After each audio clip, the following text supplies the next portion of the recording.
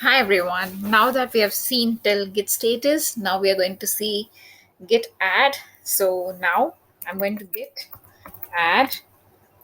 I'm just going to add one file. So if I have to add one file, I have to copy and then have the file here, name of the file. So this gets added.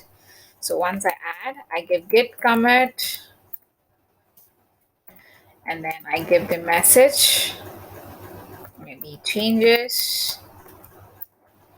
So see here, you could see one file change and it is like 64 plus inserts. So now if I go and see the Git status, see here only one untracked file, that is this file alone. Now, for example, I have to add this file as well. So I say git add star.